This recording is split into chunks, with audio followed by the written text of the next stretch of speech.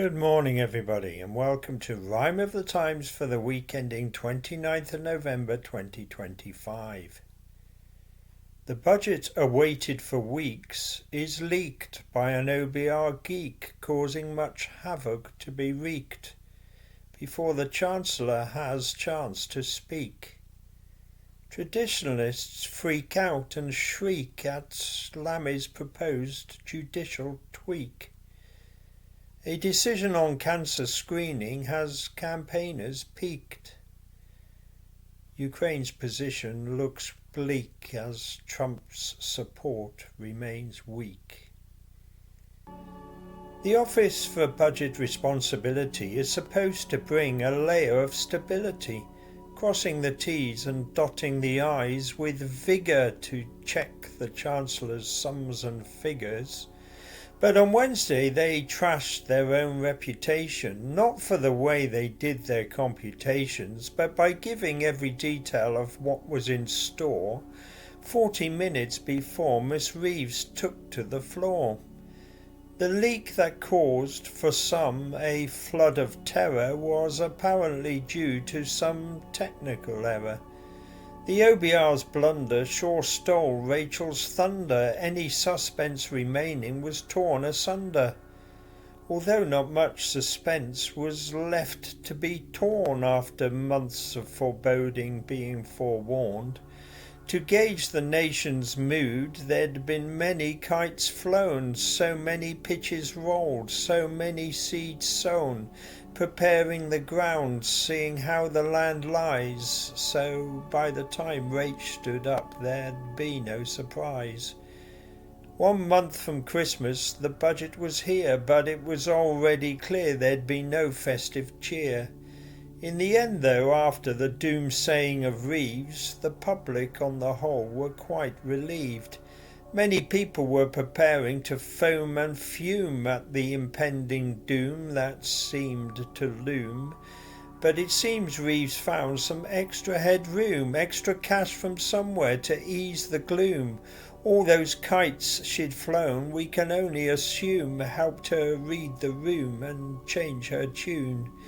The Chancellor can't please everyone all of the time, with ideas that may rhyme while others that won't chime. When under the microscope it's quite a tightrope to avoid the soft soap while still offering hope. And as the dust on the budget has now settled, many seem to feel Reeves had shown some mettle. After going through her numbers with a tooth comb, they felt she had just about brought the bacon home. For environmentalists, some anger was aroused with tax on EVs, which raised some eyebrows. Tax bans frozen will fill coffers from fiscal drag, otherwise tax collection came in a mixed bag. In terms of who the taxes will benefit, ordinary working people will get most of it. Like the 2-child benefit cap being scrapped and rail fares and prescriptions being capped. As always, there are winners and losers everywhere. It's in the eye of the beholder whether it's fair. The day before Wednesday's budget, there was fury, caused by proposals to restrict trial by jury. The plans were laid out by the Justice Secretary because the backlog of caseloads has got very heavy. There just is no justice in waiting a long while for significant court cases to go to trial, putting people's lives in limbo, putting them on hold while memories fade and evidence goes cold.